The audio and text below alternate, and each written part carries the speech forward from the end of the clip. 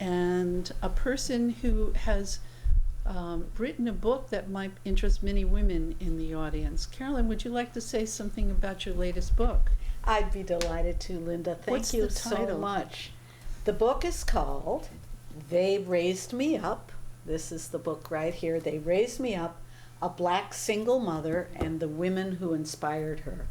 And this book is kind of a combination of family history, African American history, and memoir of my own personal journey as an aspiring jazz musician and single mother in the mid 80s, coming to Boston and kind of struggling my way and through. I knew Carolyn since her now grown-up daughter, who's at least 30 now, right? She's 33, yes. She's 33, and I remember when she was less than 13, and I've seen Carolyn progress through all of this and just raising herself up every time I've met her. She's taken another step. Oh, well, thank you. Yes, my daughter plays a big role in this book, actually. She's a major character. And the story is both my own personal story, and I'm sure there are a lot of single mothers out there, and you know how difficult it can be to both express yourself creatively, do your thing, earn a living, nurture a child, and somehow stay sane through the whole process. I had as inspiration the stories of my grandmother and my great-grandmother that my mother was constantly telling me. I had a great aunt who had, at the age of 15, been sent abroad by her parents to study at the Milan Conservatory, and who studied classical piano and came back to live in the Bedford-Stuyvesant section of Brooklyn, where she founded a music school. My grandmother was an amazing soprano, one of the first African Americans ever on the board of the Girl Scouts of America. Really? I Yeah. never knew that. And Absolutely. And this whole process, you came here from Chicago, so when you say you were a black single mother, you were really here alone.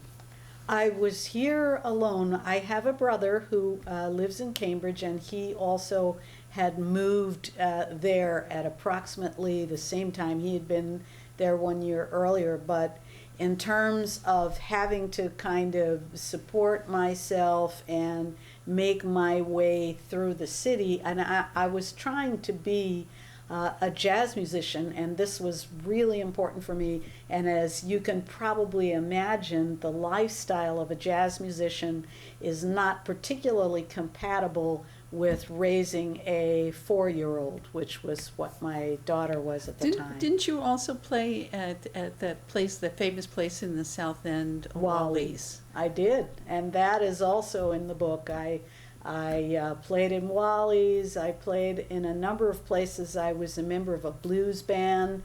I don't know if you've been in Boston a while, you may remember Mr. Jelly Belly, but and he's since passed away, but he had a blues band that I was a part of. So yes, it was a very busy time, and I alternate in the book between my stories and my adventures and the inspirational stories of my great aunt, my grandmother, my great grandmother. This woman here, who you can see here, this one, is my great grandmother. She was also a single mother, and she had my grandmother when she was 16 years old, and the two of them traveled all over the country trying to make a living for themselves, trying to survive. Really? Yes. Is that how, did they end up in Chicago? They were in Chicago for a while. They were in Kansas for a while. Kansas? They started off in Alabama, and eventually they ended up in Harlem, where my mother grew up. My mother grew up in Harlem. I didn't know your mother grew up in Harlem. Yes, yes. And your parents met at where? My parents met at Harlem because my grandfather was the pastor of a very large African American church in Harlem. And so my mother and my father met at a church function. Wow. Yeah. I didn't know that that was the Yeah, case. yeah. Huh. So all of those things of kind of history, personal history, plus the larger tapestry of Black history that my grandmother participated in, all of those things are all kind of woven together in the book. So that gives you at least some kind of idea of what the And story Carolyn, is. currently you're a professor at Berkeley, and what are you doing with your students? Are you teaching them anything particular? Oh, yes, I am now a professor. So this is kind of the good news of this story. I started off as a very semi-penniless, struggling jazz musician, but I did in fact succeed. I've been a professor at Berklee College of Music now for several years, and I teach in the ensemble department directing bands. I also teach ear training, piano, and a special seminar for entering students. And you wrote a book to help them too, didn't you? I did, and thank you, Linda, for remembering. I wrote a book called Tips for Singers that is about singing, and particularly geared to young people who want to learn some of the basic things about how to work with a band, how to perform with a band, how to rehearse, how to practice, how to warm up, how not to ruin your voice in the process, how to create a lead sheet or a chart so that your musicians can figure out what you're doing, how to publicize your events. All of that is in my book, Tips for Singers. That sounds great. And I personally had the experience of taking a few voice expansion lessons from Carolyn, and I'd always been a way down, deep singer, and I was able to raise my voice up from doing those exercises, and I learned about how to breathe and move my mouth. Absolutely. I haven't forgotten it, Carolyn. It was years ago. Absolutely. Absolutely. And I would say, and I'm sure you would agree, singing is good for everybody. Yeah, Singing absolutely. is one of the best things you can possibly do to just raise your vibration, keep yourself up and positive, and yes. And all through my book, the They Raise Me Up book, all through the book there are lyrics of songs that inspired me. Now, Carolyn was generous enough to bring in her CD when there are a number of choices here. Is there one that would give us some of that voice? Absolutely. Why don't we play track number 1, and I'll just say a little bit about it before you put it on. This is a song that I wrote in honor of Dr. Martin Luther King, and I have often played it at King Day events, either in churches or in different venues, and it's just celebrates him, and it's called a praise song. So I'm double clicking. I don't hear it come on yet. And what's the title of the CD? The CD is called Praise Songs, and I'm both playing piano and singing. Yes.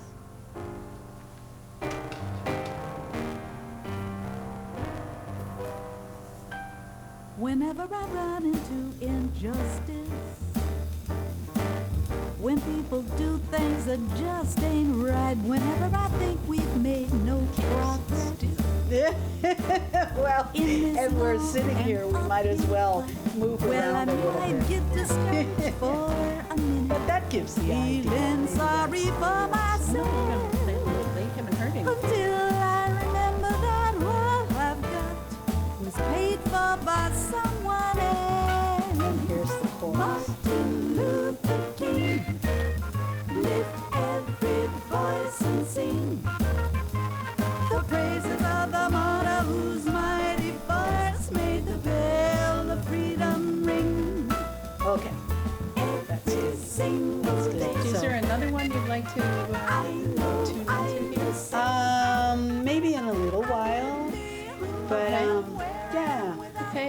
pause here, Yeah, and let we'll come this back go. to the story. Exactly, because this is, only because we're in a visual medium, this is the CD, and the songs are on here, but I have yet to make, I hope someday to make a music video, which would be even more fun for me to bring to an event like this, because these days people like to see. Now, you have a motion. website, and if they go to just Carolyn Wilkins, they can find it on the internet. Mm-hmm, absolutely. And on your website, do you have cuts from some of your CDs that they can listen I to? do, and I even have this one that we just played is available for free download.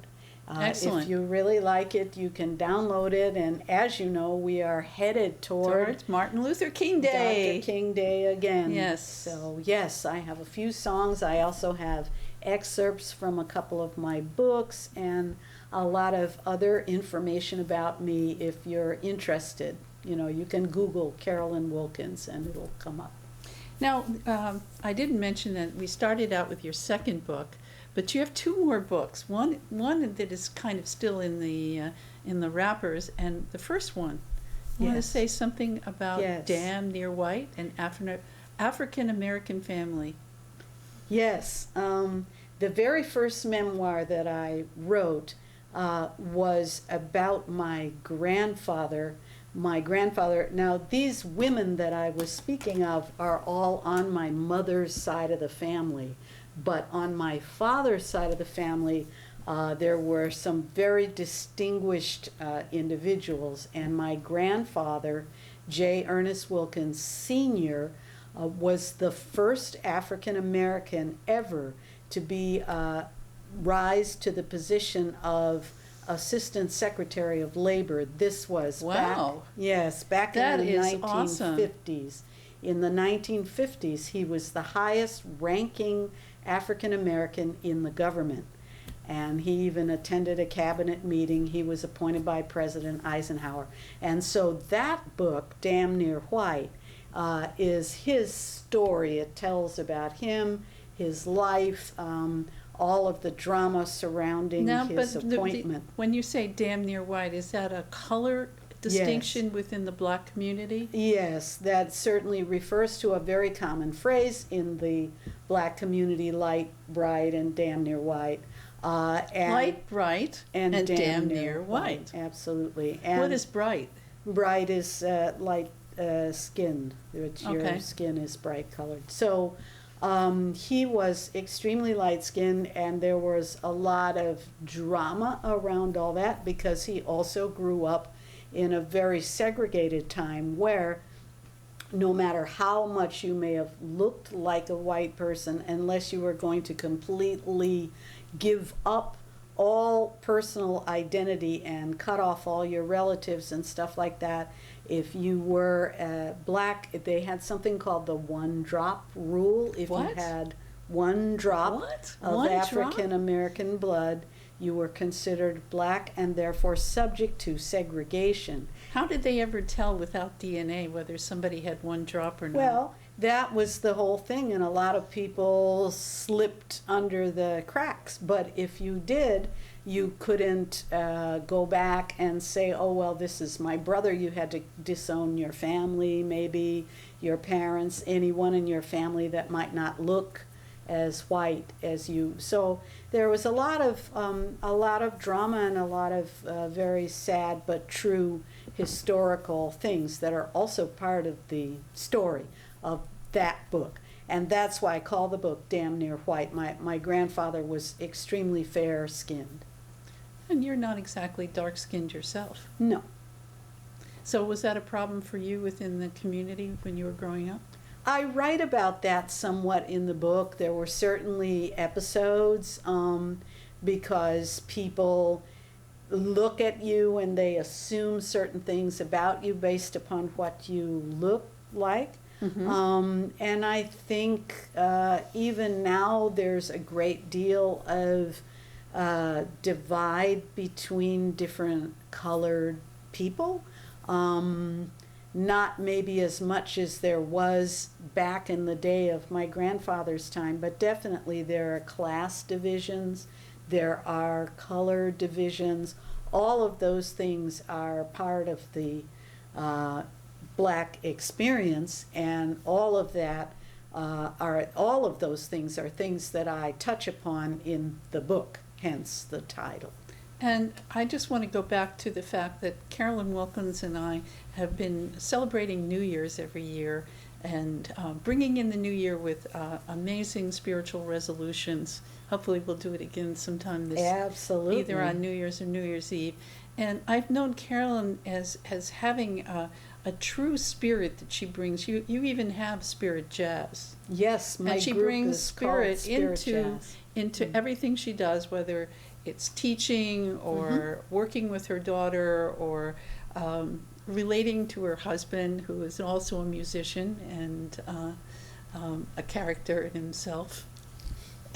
Every marriage has their has their issues, and so to be able to deal with all that with spirit is something that I wanted to bring out. So you want to say something about that, Carolyn? I would say that the spirit is probably the most important piece in the whole equation, because when push comes to shove, that's really all there is, right? We are spirit, we're all vibrating, we're all particles vibrating at different rates and all that.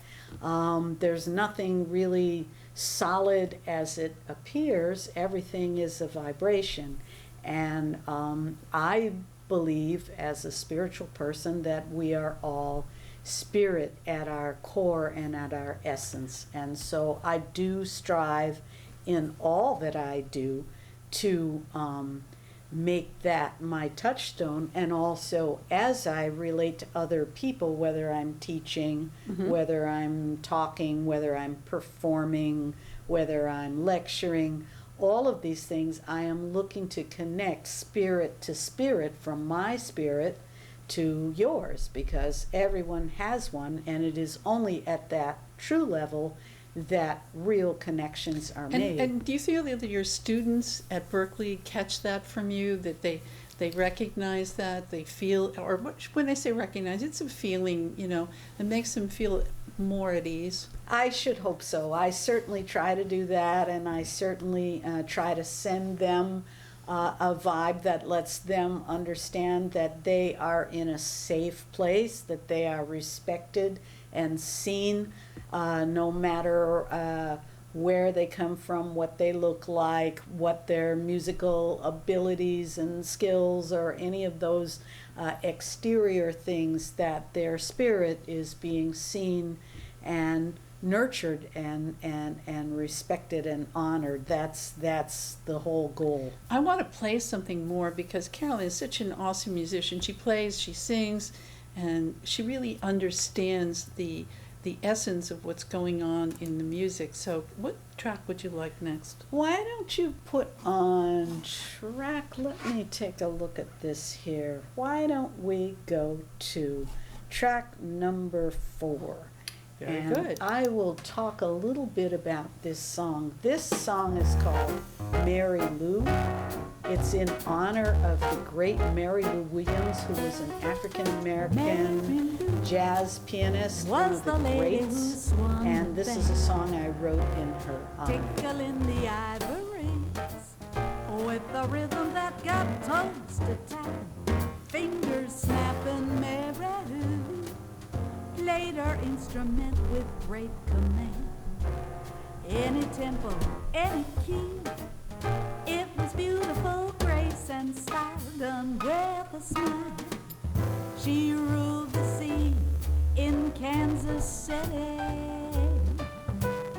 In Harlem, she showed Monk a thing or Maybe two. I'll talk a little bit about Mary She Lou for a wrote second. Sure, music. Because I mention it in the song, and they can keep the song going at a sort of lower volume, but she was phenomenal.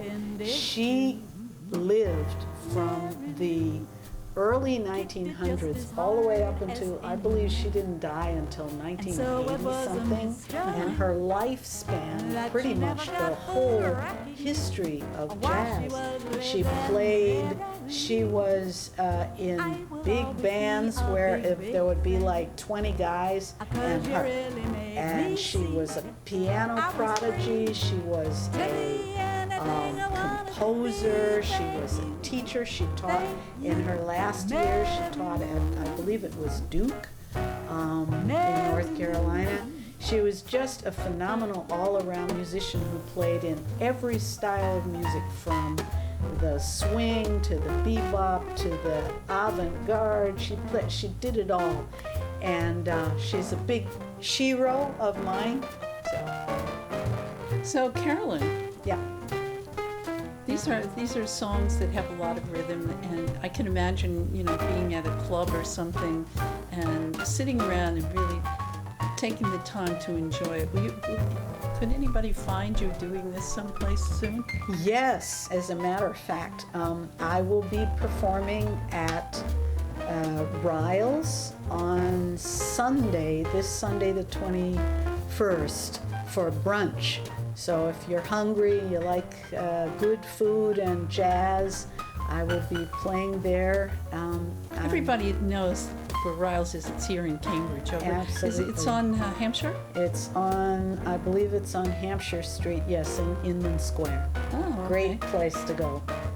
And they've been supporting jazz forever. Forever. It's a Forever. wonderful place, and they have music. I think they have music, maybe not every night of the week, but pretty close.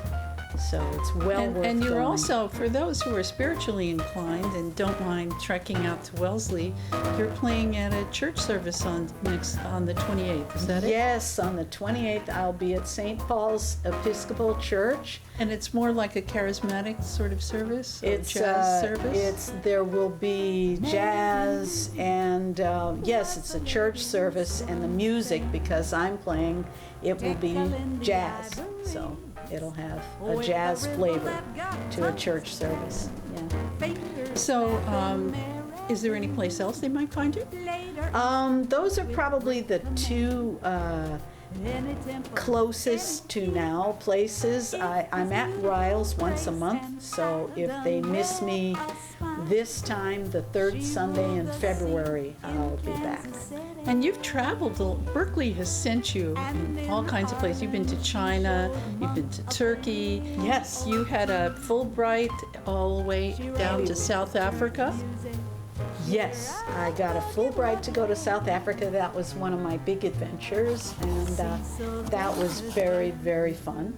And you've been sent to Africa besides that, too. by Yes, Berkeley. Berkeley did auditions in Ghana, and I was lucky enough to get to go do that. And then, as you mentioned, the Fulbright, I was in South Africa at the National Arts Festival there, playing, performing jazz. That was a lot of fun. And actually, right after New Year, I'll be going to the Dominican Republic to teach at the National Conservatory there for a 1-week clinic with several other professors from Berkeley. Will be going down. And I think John to is do a going clinic. with you, isn't he? John is going to go as a vacation. My husband, we're going to go a little early and take in the warmth.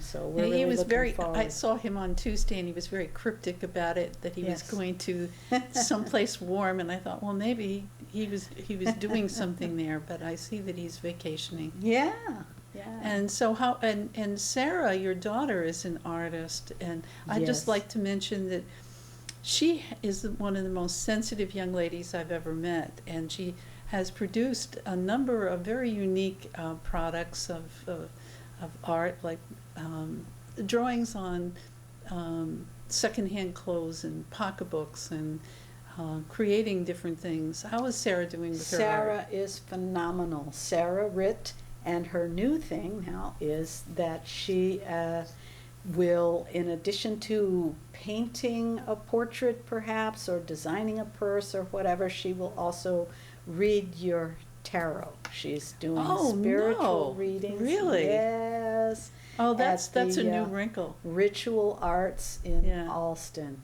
She will read you. Oh, that's tarot. over on Harvard Avenue, isn't it? Yes, so Sarah stays busy, Sarah Ritt.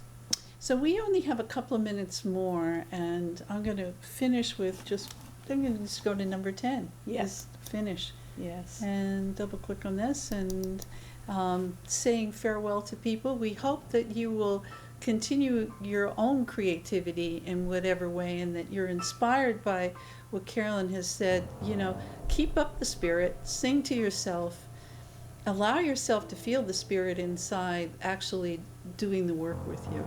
Doing the work for you. And for you, with you and for you. Yes. I mean, it's your hands, your voice, your uniqueness that is coming through. But you know, underneath that there is spirit. So Absolutely. we hope that you will all communicate with each other from a deeper place, and the arts help you get to that. Absolutely. They help you open your heart. Probably the primary place that you can really make your connection is your heart. Yes. Yes. And when your heart beams, everything beams. It's you're golden. Yes. Yes. And nothing opens your heart like the arts, like singing, like music, like drawing a picture, as wonderful Linda does so beautifully. And we all have that spirit within us to express. That's it. Bye, everyone. Bye. Cool. So we came out on Next week is time. coming in. I know.